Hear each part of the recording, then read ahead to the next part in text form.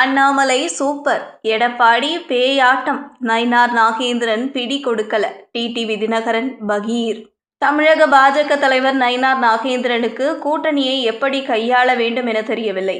அவர் அதிமுக பொதுச் செயலாளர் எடப்பாடி பழனிசாமி போதும் என நினைக்கிறார் என்று அமமுக பொதுச் செயலாளர் டிடிவி தினகரன் கடுமையாக விமர்சித்துள்ளார். அதிமுகவிலிருந்து விலகிச் சென்றவர்களை ஒன்றிணைக்குமாறு முன்னாள் அமைச்சர் செங்கோட்டையன் போர்க்கொடி உயர்த்தியுள்ளார்.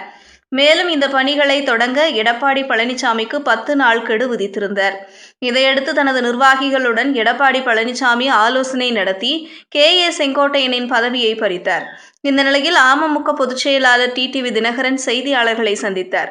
அப்போது அவர் கூறுகையில், 2024ஆம் ஆண்டு பிரதமராக மோடி வர வேண்டும் என்பதற்காகத்தான் என்டிஏ கூட்டணியில் சேர்ந்தோம். அண்ணாமலையோடு அந்த கூட்டணியில் இணைந்து பயணித்தோம். ஆனால் நாடாளுமன்ற தேர்தல் வேறு, சட்டசபை தேர்தல் வேறு. ஒரே ஒரு நபர் மற்றும் அவரிடம் உள்ள சிலரை எதிர்த்தே இந்த இயக்கத்தை நாங்கள் ஆரம்பித்தோம்.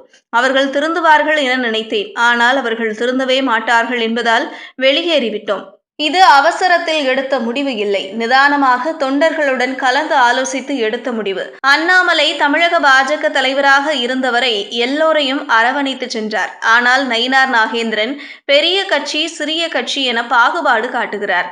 அண்ணாமலை இருந்தவரை A C Shanmugam, OPS, John Pandian, Vasan, Parivendhar உள்ளிட்டோரை மரியாதையாகவே நடத்தினார். நான் கூட்டணியை விட்டு விலகுவதாக சொன்னபோது கூட அவர், அண்ணே கொஞ்சம் யோசிங்க, அவசரப்பட வேண்டாம் என்றார். ஆனால் நாங்கள் இந்த கூட்டணியில் இருப்பது நயினாருக்கு பிடிக்கவில்லை என்கிற போது எப்படி நீடிப்பது? அதனால்தான் வெளியேறிவிட்டோம். எங்களுக்கு துரோகம் இழைத்த எடப்பாடி பழனிசாமியை முதல்வர் வேட்பாளராக ஏற்பது தற்கொலைக்கு சமமான முடிவு. நயினார் நாகேந்திரனுக்கு கூட்டணியை கையாள தெரியவில்லை. எடப்பாடி பழனிசாமியை நயினார் நாகேந்திரன் தூக்கி பிடித்ததே கூட்டணியில் இருந்து நாங்கள் வெளியேற காரணம். எடப்பாடி பழனிசாமியை முதல்வர் வேட்பாளராக ஏற்பேன் என நான் ஒருபோதும் கூறவில்லை. கூட்டணியில் இருந்து வெளியேறியதன் பின்னணியில் அண்ணாமலை இல்லை, எடப்பாடி பழனிசாமி தான் முதல்வர் வேட்பாளர் என மத்திய அமைச்சர் அமித்ஷா எங்கேயும் சொல்லவில்லை. அதிமுகவை சேர்ந்த ஒருவர் முதல்வர் வேட்பாளர் என்றுதான் அவர் தெரிவித்தார். இவ்வாறு டிடிவி தினகரன் கடுமையாக விமர்சித்திருந்தார்.